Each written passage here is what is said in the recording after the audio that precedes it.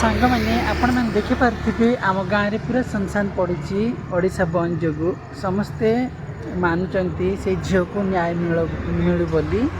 तो चलतु आउ कि बात जा देखी देखो फ्रेंड्स पूरा सुनसान पड़ी आगे बढ़ा ठीक अच्छे।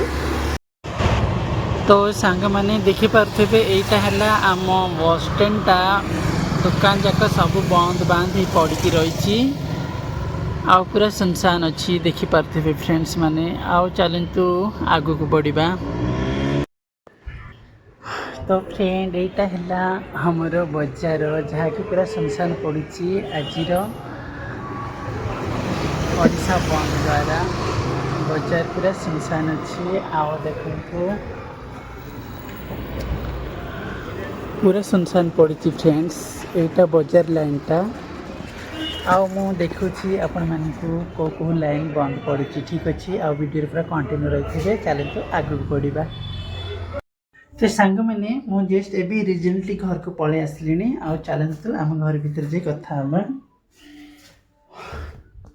फ्रेंड्स मु बस स्टैंड पाखापाखि से जाइली सेठी माने कहीं तो नथिले दुकान बाड़ी सब बंद थिला। आज तो ओडिशा बंद अच्छी आउ से झील को लेकिन आम ओडिशावासी मानिले ओडिशा को बंद करले दुकान किछि मते खोला रखिलेनी।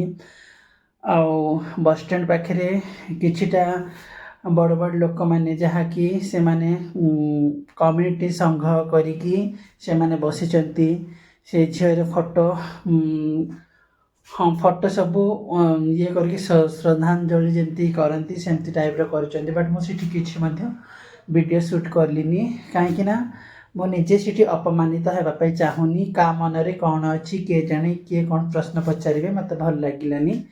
आम गाँव जो मैंने बड़ बड़ अच्छा से मैंने सब सीटी बसी संगठन करिकी आ पालन करम गाँ तो जयपुर फ्रेंड्स आम गाँव जहाँ मत इत्यादि बड़ बड़ लोक जहाँ तांकर कर्तव्य से पालुचंती आउ सेटा तो मो वीडियो किसी शूट करनी फ्रेंड्स।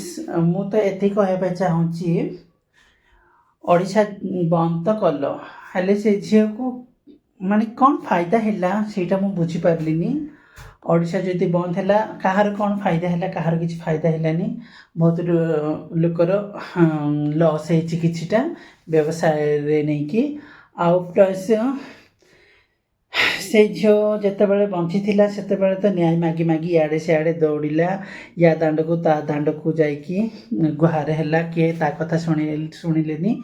एबे से मला परे दुनिया पाला आरंभ कर माने सरकार मानकर गुण हुई यहाँ तेणु करके जेकोसी विपद आसु पछे निज प्राण के त्याग करनी परम आपण आगू को बढ़ी चलो है ठीक अच्छे फ्रेंड्स। तो मु आज ब्लॉगिंग ये बंद करुच्ची काली देखा कौन हो। तो समस्त को जय जगन्नाथ।